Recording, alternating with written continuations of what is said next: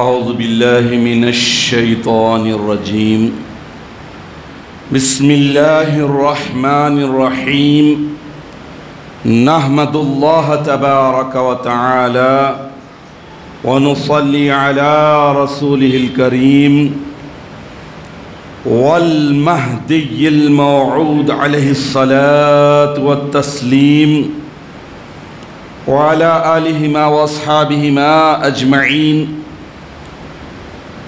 أما بعد فقال الله سبحانه وتعالى في القرآن المجيد والفرقان الحميد بسم الله الرحمن الرحيم إن هذا القرآن يهدي للتي هي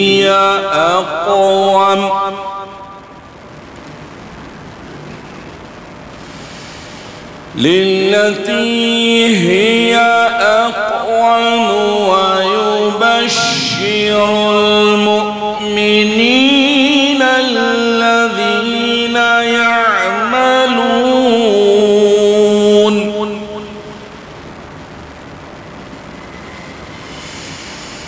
إن هذا القرآن يهدي للتي هي أقوم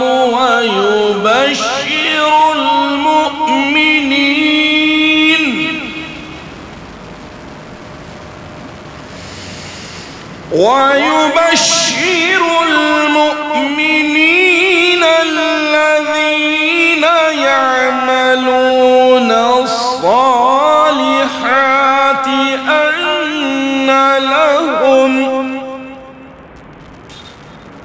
أن لهم أجرا كبيرا.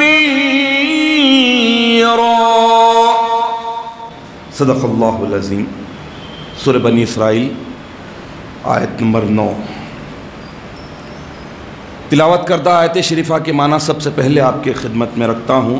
اللہ تبارک و تعالیٰ ارشاد فرما رہے ہیں کہ بلا شبہ یہ قرآن مجید دنیا میں دیدار خدا کے صحیح اور سب سے سیدھے راستے کی طرف لے جاتا ہے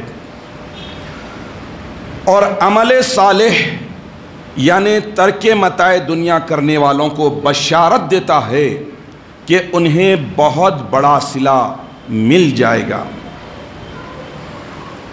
عزیزان محترم، اللہ تبارک و تعالیٰ نے ماہ رمضان المبارک کو جو سب سے بڑی فضیلت عطا کی ہے وہ ہے اس ماہ مقدس میں ہمارے لیے دستور حیات، انسانیت کے لیے دستور حیات، ضابط حیات قرآن مجید کی شکل میں جو عنایت کیا ہے اسے رمضان المبارک میں ہی نازل کیا ہے، جس کی وجہ سے رمضان المبارک کے مہینے کی عظمتوں، رحمتوں، برکتوں کو اللہ تعالیٰ نے دوبالا کر دیا ہے، بہت بڑھا چڑھا کر رکھ دیا ہے.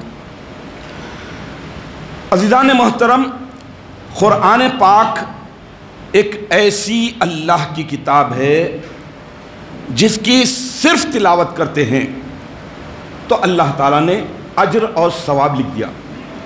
صرف تلاوت کا مطلب یہ ہے کہ اس کے معنی مطلب کچھ بھی نہیں معلوم ہے، پڑھ رہے ہیں، لیکن اللہ تعالیٰ اس تلاوت کا بھی اجر اور ثواب رکھا ہے. اگر کوئی اللہ کی اس آخری کتاب کی قرات کرتا ہے، پڑھتا ہے، تو بھی اللہ تعالیٰ نے اس کا اجر اور ثواب لکھا ہے.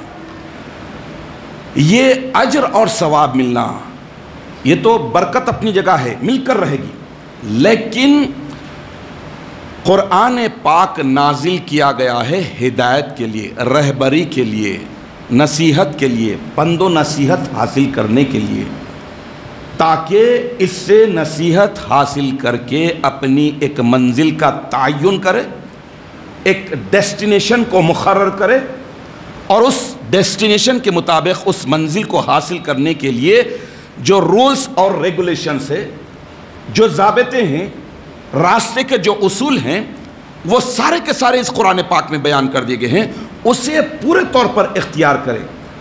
تو یہ قرآن ہدایت کے لیے نازل کیا گیا ہے، اور ہدایت اسی وقت ہوگی جب قرآن کو سمجھ کر پڑھا جائے۔ پڑھنے میں برکت ضرور ہے، برکت ضرور ملے گی، لیکن پڑھنے کے بعد اسے سمجھنے کے لیے پڑھا جائے، اور اس سے بڑھ کر یہ کہ دل سے ان سمجھی ہوئی باتوں پر عمل کرنے کی کوشش کرے، تب کہیں جا کر ہدایت ملتی ہے۔ میں نے جس آیت شریفہ کی تلاوت کا شرف حاصل کیا، اللہ تعالیٰ کے کلام میں اللہ تعالیٰ نے ایسی چاشنی رکھی ہے، ایسی مٹھاس رکھی ہے، اسے ذرا تھوڑا سنبھل کر اور معنی اور مطلب پر غور کرتے ہوئے پڑھنے کی سعادت حاصل کریں گے تو بہت فائدہ ہو۔ پھر سے ایک مرتبہ آیت شریفہ کو بتاتا ہوں کہ اِنَّ هَذَا الْقُرْآنَ، بے شک یہ قرآن، یہدی گائیڈ کرتا ہے، رہبری کرتا ہے، راستہ بتاتا ہے، لِلَّتِی ہِیَ اقوم، جو سب سے سیدھا ہے، سیدھا اسٹریٹ، اور ان مومنین کو بشارت دیتا ہے یہ قرآن، ان مومنین کو، سب مومنین کو نہیں، ان مومنین کو جو عمل صالح کرتے ہیں، کہ ان کے لیے اللہ تعالیٰ نے بہت بڑا اجر اور ثواب رکھا۔ یہ معنی اور مطلب جب سمجھیں گے، سمجھنے کی کوشش کریں گے، تب کہیں راہ، ہدایت ملے گی، راستہ ہمیں واضح انداز میں آئے گا۔ تو اب یہاں پر اللہ تعالیٰ نے یہ بتا رہے ہیں کہ اللہ بے شک یہ قرآن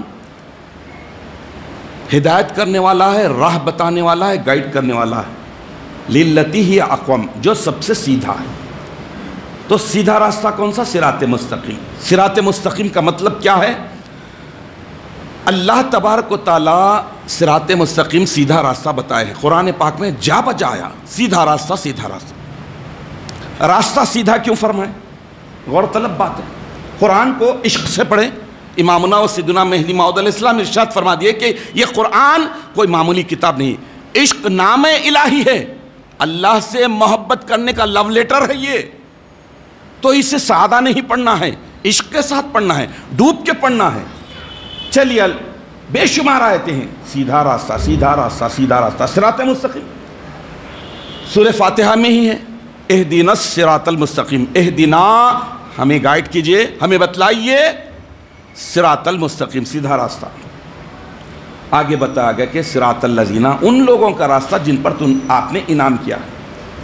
تو جب عشق کے ساتھ پڑھیں گے، محبت کے ساتھ پڑھیں گے، تو اللہ تعالیٰ خود بخود یہ جو دل کے بند دریچے ہیں اسے کھولتے جائے گا، جو بند دروازے ہیں اسے کھولتے جائے گا، ذہن کے جو بند دروازے ہیں اسے کھولتے جائے گا۔ عشق اور محبت کے ساتھ پڑھیں تو اللہ فائدہ دیتا، اتنا فائدہ دیتا ہے کہ آدمی سرسری پڑھنے میں جو فائدہ نہیں ملتا، عشق اور محبت کے ساتھ اللہ کے کلام کو جو پیارے انداز میں اللہ نے اپنے بندوں سے مخاطب ہو کر پیاری پیاری باتیں بیان کی ہے، اسے پیار کے انداز میں عشق و محبت کے ساتھ پڑھے۔ تو اب سوچئے اللہ تبارک و تعالیٰ قرآن پاک میں جا بجا سیدھا راستہ کیوں فرمایا؟ سیدھا راستہ کیوں؟ حسین راستہ بولنا تھا، خوبصورت راستہ بولنا تھا، وہ بھی بول سکتا اللہ تعالیٰ، اچھا راستہ، بہترین سینری والا راستہ۔ یہ اللہ تعالیٰ جو سیدھا راستہ بتایا، سیدھا راستہ بتانے کا مطلب یہ ہے کہ جو چیز سیدھی ہوتی ہے تو منزل نظروں میں ہوتی ہے، ڈیسٹینیشن، اسٹیشن سب نظروں میں ہوتا، سیدھا راستہ ہے۔ اب آپ چلیے دیکھ لیجئے کہ جب کبھی کوئی راستے پہ جا رہے ہیں، ایک ہائی وے ہے، جا رہے ہیں، یا پھر ایک ٹرین کے ذریعے جا رہے ہیں، سیدھی پٹریاں ہیں، تو آپ کو کلومیٹر کے حساب سے تو بہت دور دکھے گا، لیکن منزل قریب، اسٹیشن قریب، اگرچہ کہ وہ دور ہوتا ہے، لیکن سیدھا ہونے کی وجہ سے نزدیک بھی دکھتا ہے اور قریب بھی دکھتا ہے۔ تو اللہ تبارک و تعالیٰ نے یہ جو ریل کے ٹریک ہوتے دیکھیے، اب آپ کبھی بھی نکلیے جائیے دیکھیے، اگر ٹریک پہ جہاں پر اسٹیشن کے پاس جو رکاوٹ کے لیے دروازہ ڈال دیا جاتا تھا، جیسا یہاں پر بھی دبیر پوری کے پاس ہے، یہاں دروازے یہاں کیوں ڈال دے رہے ہیں کہ اسٹریٹ نہیں ہے، تھوڑی دور پر راستہ ٹیڑھا ہو رہا ہے تو ٹرین نظر نہیں آتی، اس لیے بند کر دیا جاتا تھا تاکہ کوئی حادثہ نہ ہو۔ اب جب آپ بڑی ٹریک پہ جائیں گے، سیدھے راستے پر جائیں گے، تو آپ دیکھ لیجئے، ہم بھی کئی مرتبہ دیکھے، جیسے دولت آباد کو جا رہے ہیں، بورکھڑا شریف جا رہے ہیں، تو وہاں پر ایک ٹریک آتا ہے، دلی کی روٹ ہے، وہ ناگپور کی روٹ ہے، وہاں پر جب ٹھہر کے آپ رائٹ اور لیفٹ دونوں طرف دیکھ لیجئے، آپ کو تا حد نظر، آپ کی نظر جہاں تک جا رہی ہے آپ کو پٹریاں سیدھی نظر آئیں گی۔ آپ دیکھ لیجئے، کبھی اگر غور نہیں کرے تو کر لیجئے، سیدھی دکھیں گی پٹریاں آپ کو، اور ایسا پتہ ہی نہیں چلے گا کہ پٹریاں کہاں ختم ہو رہی، یہ ٹریک کہاں ختم ہو رہی۔ تو اللہ سبحانہ و تعالیٰ قرآن پاک میں جا بجا جو فرمائے ہیں کہ سیدھا راستہ سیدھا راستہ سیدھا راستہ، حسین راستہ اس لیے نہیں فرمائے آدمی جو ہے سینری میں کھو کر کہیں گم نہ ہو جائے۔ سیدھا راستہ مطلب منزل پیش نظر رکھے، منزل کو قریب جانے، منزل کو قریب دیکھے اور نزدیک بھی دیکھے۔ اب میں اس کے لیے مثال کے ذریعے جو بات سمجھائی جاتی ہے وہ بڑی دل میں اتر جاتی ہے، اور قرآن بھی مثالوں سے بھرا پڑا ہے۔ تِلْكَ الْأَمْثَالُ نَضْرِبُهَا لِلنَّاسِ لَعَلَّهُمْ يَتَفَكَّرُونَ، ہم نے اس قرآن میں مثالوں کو بھر دیا ہے تاکہ لوگ غور اور فکر کریں۔ تو غور و فکر کا جو جذبہ ہے، غور اور فکر کی جو کیپیسٹی ہے وہ بہت بڑھ جاتی ہے۔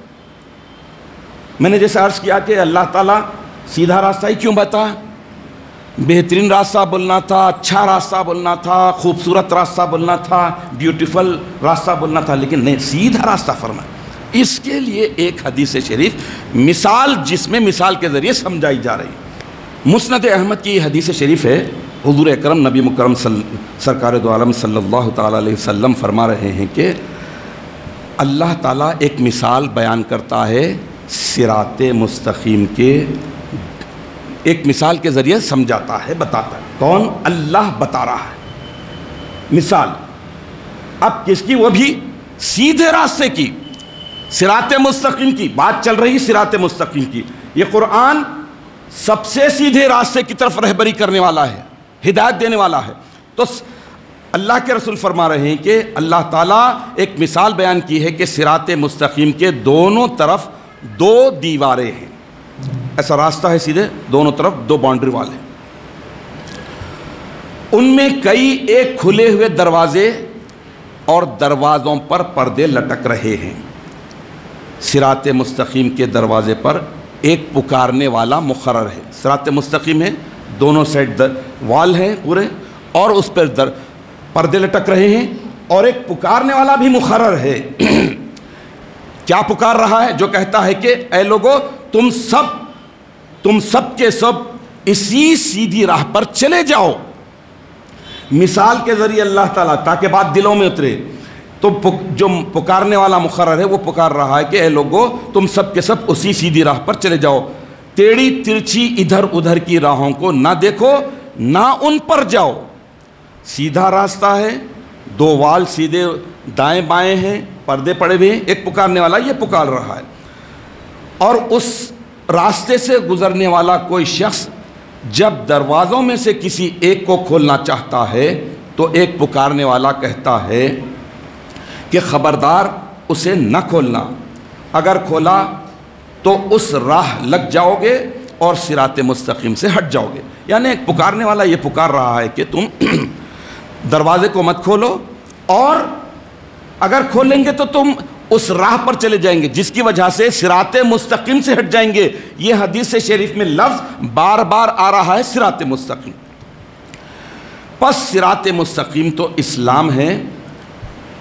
اللہ اس آخری میں فرما رہا ہے کہ صراط مستقیم تو اسلام ہے، اور دیواریں اللہ کی حدیں ہیں، اللہ کی طرف سے جو پابندیاں ہیں، ریسٹرکشنز ہیں، وہ ہیں، اور کھلے ہوئے دروازے اللہ تعالیٰ کی طرف سے حرام کردہ چیزیں ہیں۔ اور دروازے پر پکارنے والا جو پکار رہا ہے کہ تم پردے مت اٹھاؤ، ادھر مت جاؤ، وہ پکارنے والا کون؟ قرآن پاک ہے۔ اور راستے کے اوپر سے پکارنے والا زندہ ضمیر ہے، جو ہر ایماندار کے دل میں اللہ تعالیٰ کی طرف سے بطور نصیحت کرنے والا، واعظ کرنے والے کے ہوتا ہے۔ اب اس حدیث شریف کو آپ نے جو سنا، اس میں اللہ تعالیٰ 4 چیزوں کو بتا رہے ہیں، جو 4 چیزیں آپ کو پروٹیکٹ کر رہے ہیں۔ ایک ہے بچانے والا، دوسرا ہے حدود، پہلی چیز ہے حدود، جو ریسٹرکشنز ہے، اللہ نے باؤنڈریز کھینچ دی کہ یہ اس کے باہر نہ جائے۔ اس کے بعد ہے بچانے والا، تیسرا ہے قرآن پاک، اور چوتھا ہے ضمیر جو زندہ ہو، ہر ایماندار کے پاس جو زندہ ہو۔ تو معلوم یہ ہوا اس حدیث شریف سے کہ ضمیر ہر ایک کے پاس ہوتا ہے، لیکن آدمی جب گناہ پر گناہ کرتا ہے، غلطیوں پر غلطیاں کرتا ہے، اپنی انسانی شرافت اور کرامت کو چھوڑ دیتا ہے، تو اس کا اپنا ضمیر اس کی وجہ سے مر جاتا ہے۔ تو اب اس حدیث شریف میں اللہ تعالیٰ نے جو باتیں بتائے ہیں کہ اس حدیث کے حساب سے اگر دیکھیں تو ڈائیورجنس ہے، ٹرنس آ رہے ہیں، صراط مستقیم ہے، اس پر ٹرنس بھی ہے، تو اس سے بچنا ہے۔ دروازوں کے پاس نہیں جانا، کسی کو کھولنا نہیں، پکارنے والے کی پکار پر کان دھرنا ہے، اور ضمیر جو کچھ آپ کو کہتا ہے اس پر عمل کرنا ہے، اللہ کے حدود کی خلاف ورزی نہیں کرنا ہے، قرآن جو پکارنے والا ہے اس کی پکار پر لبیک کہنا ہے۔ تو 4 چیزیں انسان کے بڑے دشمن ہیں۔ صراط مستقیم کی ٹریک سے ہٹانے والی، صراط مستقیم کی مثال تو اللہ تعالیٰ یہاں بتا دیے، ڈائیورٹ کرنے والی چیزیں، منتشر کرنے والی چیزیں، ٹریک سے ہٹا دینے والے 4 بڑے دشمن ہیں۔ ان بڑے دشمنوں سے چوکنا رہنا ہے۔ ہائی اسپیڈ سے جا رہے ہیں، ہائی وے پہ ہیں، تو اس کا مطلب یہ نہیں کہ آپ آنکھ بند کر کے رہیں، چوکنا رہتے ہیں، اسپیڈ کو دیکھتے ہیں، پیچھے کے گلاس کو دیکھتے ہیں، ادھر کے مرر سے پیچھے کو دیکھتے ہیں، ساری چیزوں کو کوریج کرتے ہوئے جاتے ہیں۔ تو اللہ تبارک و تعالیٰ بتا رہے ہیں کہ صراط مستقیم اسلام ہی ہے، اسلام پر چلنا ہے، وہ صراط مستقیم پر چلیں گے تو تمہارے 4 بڑے دشمن ہیں۔ امامنا اور سیدنا مہدی موعود علیہ السلام بتا دیے ہیں وہ 4 بڑے دشمن کو۔ ایک ہے نفس، انسان کا اپنا ایگو، دوسرا ہے شیطان، یہ سب سے بڑا دشمن، 2 بڑے دشمن، اور تیسرا ہے دنیا اور متاع دنیا، ٹولز، میٹیریل، یہ بھی انسان کے بڑے دشمن ہیں، اور چوتھا ہے مخلوق، دنیا والے، ٹریک سے صراط مستقیم سے ہٹانے میں وہ بھی بڑا رول ادا کرتے ہیں۔ تو یہ 4 چیزیں ہیں، ان چیزوں سے بچنا ہے، اور جو 4 چیزیں حدیث شریف میں بتائی گئی ہیں اسے اڈاپٹ کرنا ہے، اسے فالو کرنا ہے، یعنی اللہ کے حدود کی پابندی کرنا ہے۔ اللہ نے جو باؤنڈریز کھینچ دی ہے اس باؤنڈری کو نہیں انگلنا ہے، اس باؤنڈری کے اندر رہ کر اسلامی تعلیمات پر عمل کرنا ہے، اور دوسرے حرام کردہ چیزوں کی طرف نہیں دیکھنا۔ قرآن جن چیزوں سے روک رہا ہے اس سے رکنا، بچنا، اور جو ضمیر ہے اس ضمیر کی بات پر لبیک کہنا چاہیے۔ عزیزان محترم، حضرت امام خواجہ حسن بصری رحمۃ اللہ علیہ کا ایک فرمان اور بھی واضح ہے، بہت کھلم کھلا ہے۔ حضرت فرماتے ہیں کہ الصراط المستقیم وہو رسول اللہ صلی اللہ علیہ وسلم تسلیما۔ صراط مستقیم کیا ہے، سیدھا راستہ کیا ہے؟ تو بتاتے ہیں کہ صراط مستقیم اللہ کے رسول صلی اللہ تعالی علیہ وسلم ہی ہیں، وہو رسول اللہ صلی اللہ علیہ وسلم۔ تو اب اس کے لیے میں آپ کے سامنے صرف 2 آیت شریفہ رکھ دیتا ہوں، یعنی اللہ کے رسول ہی صراط مستقیم ہے۔ اس کے لیے ایک پہلے سورہ یاسین کی آیت شریفہ ہے، آیت نمبر 3 اور 4، کہ اس میں اللہ تعالیٰ ارشاد فرما رہا ہے کہ اِنَّكَ لَمِنَ الْمُرْسَلِينَ، اے میرے پیارے حبیب آپ بے شک مرسلین میں سے ہیں، پیغمبروں میں سے ہیں، عَلَىٰ صِرَاطٍ مستقیم، اور آپ بے شک صراط مستقیم پر گامزن ہیں۔ تو حضرت امام بصری رحمۃ اللہ علیہ جو فرمائے کہ صراط مستقیم ذات مصطفیٰ ہے، تو اللہ تعالیٰ یہاں قرآن کے سورہ یاسین میں واضح انداز میں فرما دیا. اور ایک ہے سورہ زخرف آیت نمبر 43 میں اللہ تعالیٰ ارشاد فرما رہا ہے کہ فَاسْتَمْسِكْ بِالَّذِي أُوحِيَ إِلَيْكَ. اے میرے پیارے حبیب آپ اس چیز کو مضبوطی سے تھام لیجئے, پکڑ لیجئے پوری مضبوطی کے ساتھ جو آپ کی طرف وحی کی گئی ہے. اِنَّكَ عَلَىٰ صِرَاطٍ مُسْتَقِيم, بے شک آپ ہی صراط مستقیم پر گامزن ہیں. تو صراط مستقیم سیدھا راستہ ہے. سیدھا راستہ مطلب مصطفیٰ کی ذات, مہدی کی ذات, مصطفیٰ کے تابع تام مہدی کی ذات اور محمد اور مہدی کی اتباع کرنے والے لوگوں کی ذات ہے. کیونکہ سورہ فاتحہ میں یہ بتایا گیا کہ صراط مستقیم اصل ہے کیا. اہدنا, اے ہمارے پروردگار آپ ہمیں رہبری فرمائیے, گائیڈ کیجئے. اہدنا, ہم کو کیا, صراط المستقیم, سیدھے راستے کی طرف. اس کے بعد آگے یہ بتا دیا گیا کہ صراط الذین انعمت علیہم, ان لوگوں کا راستہ جن پر آپ نے انعام کیا ہے. تو ذات مصطفیٰ, ذات مہدی اور ان دونوں ذاتوں کی پیروی کرنے والے ان کے اصحاب کرام ہی صراط مستقیم ہیں. عزیزان محترم, اب آپ بتائیے کہ دنیا میں ایسا کون سا راستہ ہے, دنیا کا ایسا کون سا راستہ ہے جس پر جتنی زیادہ تیزی کے ساتھ, تیز رفتاری کے ساتھ, اسپیڈ میں جائیں گے اتنا زیادہ حفاظت میں رہیں گے. بتائیے, آپ بتائیے دنیا میں ایسا کون سا راستہ ہے جس پر آدمی جائے, تیز رفتاری کے ساتھ جائے, اسپیڈ کے ساتھ جائے اور سیفلی جائے, محفوظ جائے, محفوظ طریقے سے جائے. تو وہ ایک ہی راستہ ہے جس پر جتنی تیزی سے جائیں گے, جتنی تیزی کے ساتھ جائیں گے, منزل بھی قریب رہے گی, منزل بھی نزدیک رہے گی اور منزل پر پہنچ بھی جائیں گے. وہ ہے صراط مستقیم. اس کے علاوہ آپ دنیا میں کوئی بھی سواری کو دیکھ لیجئے, اگر سائیکل سے شروع کرتے ہیں تو اس کی بھی ایک اسپیڈ لمٹ ہے, بائک ہے اس کی بھی ایک لمٹ ہے, کار ہے اس کی بھی ایک لمٹ ہے, بس ہے اس کی بھی ایک لمٹ ہے, ٹرین ہے اس کی بھی ایک لمٹ ہے. اس لمٹ کو کراس کرتے ہیں تو یا تو سائرن بجے گا, الارم بجے گا, یا پھر وہ کہ آدمی بے قابو ہو جائے گا, سوار بے قابو ہو جائے گا. ٹرین کی بھی ہے, میٹرو ٹرین کی بھی ہے, بلٹ ٹرین کی بھی ہے, دنیا کی ورلڈ کی سب سے فاسٹ ٹرین, اسپیڈ والی ٹرین اس کی بھی ایک ہے, پلین کی ہے, پانی کے کشتی کی بھی ایک لمٹ ہے. ہوائی جہاز میں اگر لیتے پلین کی تو ڈومیسٹک کا الگ اسپیڈ لمیٹیشن ہے, انٹرنیشنل کا الگ لمیٹیشن. میں یہ اس لیے بتا رہا ہوں کہ مثال کے ذریعے بات آسانی کے سمجھ میں آئے. ان کے ذریعے بھی راستہ طے کیا جا رہا ہے, ان کے ذریعے بھی منزل پر پہنچنے کی کوشش کی جا رہی, سائیکل سے لے کر پلین تک. لیکن اس کے لیے لمیٹیشن رکھا گیا ہے. اگر اس لمیٹیشن کو کراس کرتے ہیں, اس سے تیز جاتے ہیں تو حادثہ یقینی ہے اور انسان ہلاک ہو جائے گا. لیکن ایک ایسا راستہ ہے, ایک ایسی سواری ہے, ایک ایسا سیدھا راستہ ہے جس پر جتنا سلو جائیں گے آدمی اتنا نقصان اٹھائے گا, جتنا آہستہ جائے گا اتنا ہلاک ہوگا, جتنا تیز رفتاری سے جائے گا اتنا اس کے منزلیں طے ہو جائیں گی, اور وہ ہے صراط مستقیم. صراط مستقیم پر جتنی تیزی سے جائیں گے اللہ کا قرب اتنا زیادہ ملے گا. اسی لیے اللہ تعالیٰ قرآن پاک میں ایک جگہ ارشاد فرما رہے ہیں کہ وَسَارِعُوا إِلَىٰ مَغْفِرَةٍ مِّن رَبِّكُمْ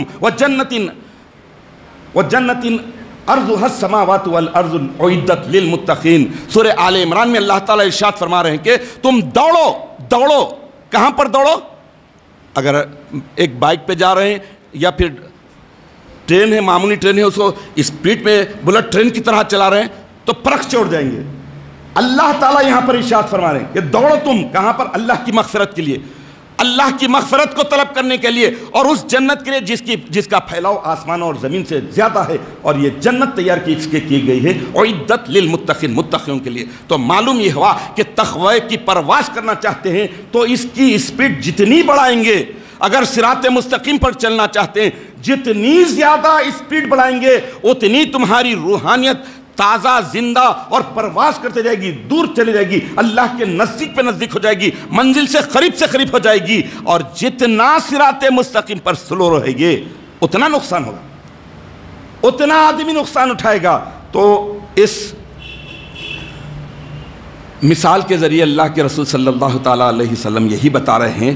تو یہ رمضان المبارک کا مقدس مہینہ، نزول قرآن کا مہینہ ہے، قرآن کی تعلیمات پر غور کرنے کی ضرورت ہے میرے بھائیوں، قرآنی تعلیمات کو سمجھ کر پڑھنے کی ضرورت ہے، اس کو عشق اور محبت کے ساتھ جب پڑھیں گے کہ اللہ تبارک و تعالیٰ نے ہماری نجات کے لیے، ہماری بہتری کے لیے، ہماری ہدایت کے لیے، گائیڈنس کے لیے یہ کتاب نازل فرمائی ہے۔ دیکھیے آدمی جب تک کسی بھی چیز کو، کسی منزل کو نہیں پا سکتا جب تک کہ اس راستے کے سارے رولز اور ریگولیشنز اسے معلوم نہ ہو۔ صراط مستقیم کے رولز اور ریگولیشنز معلوم کرنے کے بعد ہی آدمی کی جستجو ہوگی، مومن کی کوشش یہی ہوگی کہ اسپیڈ بڑھائیں، اور یہ اسپیڈ میں کوئی خطرہ نہیں ہے۔